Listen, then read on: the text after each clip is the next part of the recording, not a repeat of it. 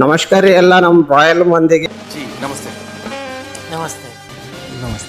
ಎಲ್ಲಿಗೆ ಹೋಗ್ತಾ ಇದ್ದೀನಪ್ಪ ಇವತ್ತ ಅಂತಂದ್ರೆ ಅವರದ್ದು ಪಕ್ಕದಲ್ಲಿ ಬರ್ತಕ್ಕಂತ ಸುಂದಳ ಅನ್ನೋ ಗ್ರಾಮಕ್ಕೆ ಹೊಡ್ತಾ ಇದ್ದೀನಿ. ಅಣ್ಣ ಏನಾಯ್ತಣ್ಣ ಯಾಕಣ್ಣ?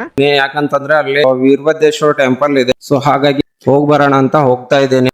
ಸೊ ನಾನು ಸಂತಪುರ ಅನ್ನೋ ವಿಲೇಜ್ ಅಲ್ಲಿ ಇದ್ದೀನಿ. ಇವಾಗ ಎದುರುಗಡೆ ನೀವು ನೋಡ್ತಿರ್ಬೋದು, ಇಲ್ಲಿ ಬಸವೇಶ್ವರ ಸರ್ಕಲ್ ಏನಿದೆ ಅಲ್ಲ, ಇಲ್ಲಿಂದ ರೈಟ್ ತಗೊಂಡ್ವಿ ಅಂತ ಬೀದರ್ ಹೋಗಿ ತಲುಪುತ್ತೆ. ಲೆಫ್ಟ್ ತಗೊಂಡ್ವಿ ಅಂತಂದ್ರೆ ನಾಂದೇಡ್ ರೋಡ್ ಹೋಗುತ್ತೆ. ಸೊ ನಾವ್ ಇವಾಗ ಅವರದ್ ಹೋಗ್ಬೇಕು, ಹಾಗಾಗಿ ಲೆಫ್ಟ್ ತಗೊಳ್ತಾ ಇದ್ದೇನೆ. ಸೊ ಹೀಗೆ ಸ್ಟ್ರೈಟ್ ಹೋದ್ವಿ ಅಂತಂದ್ರೆ ಅವರದ್ ಹೋಗಿ ತಲುಪುತ್ತೆ. ನಾನು ಇವಾಗ ಬರ್ಬೇಕಾದ್ರೆ ಒಂದ್ ಆಟೋ ಮೇಲೆ ಒಂದ್ ಲೈನ್ ನೋಡ್ದೆ. ಗುರು ಇಷ್ಟು ಸಖತ್ತಾಗಿ ಹಾಕಿದ್ರು ಅಂತಂದ್ರೆ ಏನಂತ ಹೇಳ್ತೀನಿ ಕೇಳಿ. ಮರೆಯಬೇಕು ಅನ್ಸಿದರು ಮರೆಯುವ ವ್ಯಕ್ತಿ ಅಲ್ಲ ನೀನು, ನೀನೇ ಬೇಕು ಅನ್ಸಿದರು ಸಿಗುವ ವ್ಯಕ್ತಿ ಅಲ್ಲ ನೀನು, ನಾನು ನಿನ್ನ ಜೊತೆ ಕಳೆದಿದ್ದು ಸ್ವಲ್ಪ ದಿನಗಳೇ ಆದರೂ ಮರೆಯುವ ನೆನಪು ಕೊಟ್ಟಿಲ್ಲ ನೀನು. ಎಷ್ಟು ಸಖತ್ತಾಗಿ ಬರ್ಸಿದಾನೆ ಅಂತಂದ್ರೆ ಬೆಂಕಿ ಬರ್ಸಿದೆಯಾ ಗುರು, ಸಖತ್ತಾಗಿದೆ ಮಾತ್ರ. ಸೊ ಫೈನಲಿ ನಾವ್ ಇವಾಗ ಅವರದ್ ಬಂದ್ ತಲುಪಿದೀವಿ. ಇವಾಗ ಪೆಟ್ರೋಲ್ ಹಾಕೊಂಡು ಮುಂದೆ ಹೋಗೋಣ. ಅಣ್ಣ ಹೇಗ್ ಬರ್ತಿದ್ದಾನೆ ನೋಡಿ, ಸಡನ್ ಆಗಿ ಮೇಲ್ಗಡೆನೆ ಬಂದ್ಬಿಟ್ಟ ಅಣ್ಣ. ಹೀಗೆ ಸ್ಟ್ರೈಟ್ ಹೋದ್ವಿ ಅಂತಂದ್ರೆ ನಾಂದೇಡ್ ಹೋಗುತ್ತೆ. ಸೊ ನೀವು ಇಲ್ಲಿ ಎದುರುಗಡೆ ನೋಡ್ಬೋದು ಸಿಗ್ನಲ್ ಹತ್ರ. ಹಾಗೆ ಲೆಫ್ಟಿಗೆ ತಗೊಂಡ್ವಿ ಅಂತಂದ್ರೆ ಅಂಬರೇಶ್ವರ್ ದೇವಸ್ಥಾನ ಹೋಗುತ್ತೆ. ಹಾಗೆ ನಾವು ಇಲ್ಲಿಂದ ಹಾಗೆ ಸ್ಟ್ರೈಟ್ ತಗೊಳ್ಬೇಕು. ಸ್ಟ್ರೈಟ್ ತಗೊಂಡು ರೈಟ್ ತಗೊಳ್ಬೇಕು. ರೈಟ್ ತಗೊಂಡ್ವಿ ಅಂತಂದ್ರೆ ಹಾಗೆ ಸ್ಟ್ರೈಟ್ ತಗೊಳ್ಬೇಕು. ಅವರದ್ ಮತ್ತೆ ಚಿಂತಾಕಿ ಮತ್ತೆ ಯನಗುಂದ ಹೋಗೋ ರಸ್ತೆಗೆ ನಾವು ಹೋಗ್ಬೇಕು. ಹಾಗೆ ಈಗ ಏನ್ ಬರ್ಬೇಕಾದ್ರೆ ಸೊ ಇಲ್ಲಿ ನೀವು ನೋಡ್ಬೋದು, ಇಲ್ಲಿ ಲೆಫ್ಟ್ ಅಲ್ಲಿ ಕಾಲೇಜ್ ಇದೆ. ಸ್ವಲ್ಪ ಮುಂದೆ ಹೋದ್ವಿ ಅಂತಂದ್ರೆ ಸಾಯಿ ಮಂದಿರ ಬರುತ್ತೆ. ಇಲ್ಲಿ ನೋಡ್ಬೋದು ನೀವು ರೈಟ್ ಸೈಡ್ ಅಲ್ಲಿ ಇದೇ ದೇವಸ್ಥಾನ ನೋಡಿ, ಸಾಯಿ ಮಂದಿರ ಇದೆ. ಸೊ ಒಳಗಡೆ ಹನುಮಾನ್ ಮಂದಿರನೂ ಇದೆ. ಇವಾಗ ಏನ್ ಬೇಡ, ಯಾಕಂತ ಟೈಮ್ ಬಂದು 10 o'clock ಆಗ್ತಾ ಇದೆ.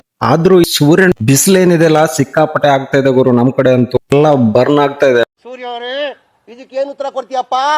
ಮಿಸ್ಟರ್ ಸೂರ್ಯ, ಏನು ಉತ್ತರ ಕೊಡ್ತೀಯ ಇದಕ್ಕೆ? ಹೇಳು ಒಂಚೂರು. ರಸ್ತೆ ಬಂದ್ಬಿಟ್ಟು ಯನಗುಂದ ಚಿಂತಾಕಿ ಹೋಗುತ್ತೆ. ಸೊ ಇಲ್ಲಿಂದ ಲೆಫ್ಟ್ ತಗೊಳ್ಬೇಕು. ಇಲ್ಲಿಂದ ಲೆಫ್ಟ್ ತಗೊಂಡ್ವಿ ಅಂತಂದ್ರೆ ನಾವು ಸುಂದಳ ಅನ್ನೋ ವಿಲೇಜ್ ಹೋಗ್ತೀವಿ. ನಿಯರ್ ಬೈ ಆಗುತ್ತೆ, 1 kilometer ಏನಾದ್ರು ಸಮಥಿಂಗ್ ಆಗ್ಬೋದು ಅನ್ಸುತ್ತೆ. ಇಲ್ಲಿ ನೋಡ್ಬೋದು ನೀವು ಎದುರುಗಡೆ ಬೋರ್ಡು, ಸುಂದಳ ಅನ್ನೋ ವಿಲೇಜ್ ಬಂದಿದೀವಿ. ವೀರಭದ್ರೇಶ್ವರ ದೇವಸ್ಥಾನ ಮಹಾದ್ವಾರ ಅಂತ ಇದೆ ನೋಡಿ. ಸೊ ಇಲ್ಲಿಂದ ಹಾಗೆ ಒಳಗಡೆ ಹೋಗ್ಬೇಕು. ಸೀದಾ ಹೋದ್ವಿ ಅಂತಂದ್ರೆ ಅಲ್ಲಿಂದ ರೈಟ್ ತಗೊಳ್ಬೇಕು.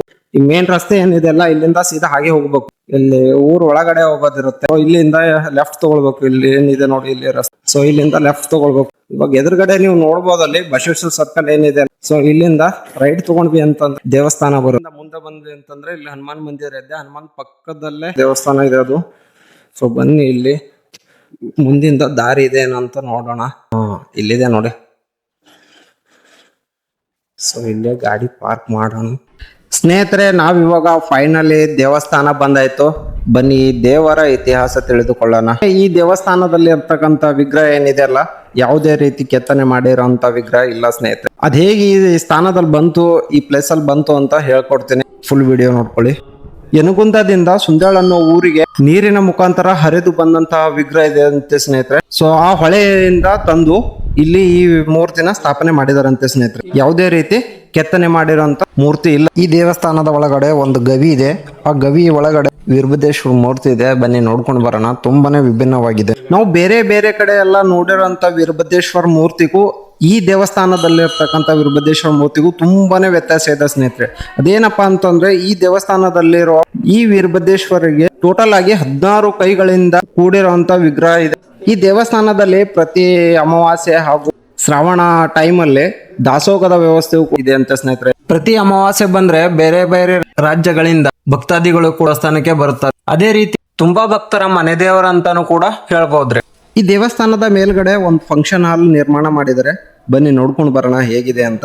ನೀವಿಲ್ಲಿ ನೋಡ್ತಿರ್ಬೋದು ಎಷ್ಟು ಚೆನ್ನಾಗಿ ನಿರ್ಮಾಣ ಮಾಡಿದ್ದಾರೆ ಅಂತ. ತುಂಬಾನೇ ಒಳ್ಳೆ ಪ್ಲೇಸ್ ಇದೆ ಸ್ನೇಹಿತರೆ. ಇಲ್ಲಿ ಇದೇ ರೀತಿ ಇನ್ನು ಮೇಲ್ಗಡೆ ಊಟದ ವ್ಯವಸ್ಥೆಗೋಸ್ಕರ ಊಟದ ಹಾಲ್ ನಿರ್ಮಾಣ ಮಾಡಿದಾರಂತೆ. ಬನ್ನಿ ಅದನ್ನು ನೋಡ್ಕೊಂಡು ಬರೋಣ. ಫುಲ್ ಟಾಪ್ ಮೇಲ್ಗಡೆ ಬಂದ್ವಿ ಅಂತಂದ್ರೆ ಇಲ್ಲಿಂದ ಒಂದು ಒಳ್ಳೆ ವ್ಯೂ ಹೆಂಗ್ ಕಾಣಿಸ್ತದೆ ಅಂತ ನೋಡ್ಕೊಂಡು ಬನ್ನಿ. ಈ ದೇವಸ್ಥಾನದ ಜಾತ್ರಾ ಮಹೋತ್ಸವ ಯಾವಾಗ ನಡೆಯುತ್ತೆ ಅಂದ್ರೆ ಸ್ನೇಹಿತರೆ, ಬಸವನ ಜಯಂತಿ ಆದ ಮರುದಿನ ಈ ದೇವಸ್ಥಾನದಲ್ಲಿ ಈ ದೇವರ ಜಾತ್ರಾ ಮಹೋತ್ಸವ ನಡೆಯುತ್ತೆ ಸ್ನೇಹಿತರೆ. ಗುಡಿದೆಲ್ಲ ಮ್ಯಾನೇಜ್ಮೆಂಟ್ ನಿಮ್ ಕೈಗೆ ಅದ. ನಿಮ್ಮ ಹೆಸರು ಸರ್? ಲಿಂಗಪ್ಪ ಹಳೆ. ನೋಡಿದ್ರಲ್ಲ ಫ್ರೆಂಡ್ಸ್, ಇವತ್ತಿನ ಈ ವಿಡಿಯೋ ಆಗಿತ್ತು. ಯಾರಿಗೆಲ್ಲ ಈ ವಿಡಿಯೋ ಇಷ್ಟ ಆಗಿದ್ರೆ ನನ್ನ ಚಾನಲ್ ನ ಸಬ್ಸ್ಕ್ರೈಬ್ ಮಾಡ್ಕೊಳ್ಳಿ. ಅದೇ ರೀತಿ ಸಪೋರ್ಟ್ ಮಾಡಿ ಅಂತ ಹೇಳ್ತಾ ಮತ್ತೆ ನೆಕ್ಸ್ಟ್ ವಿಡಿಯೋದಲ್ಲಿ ಸಿಗೋಣ.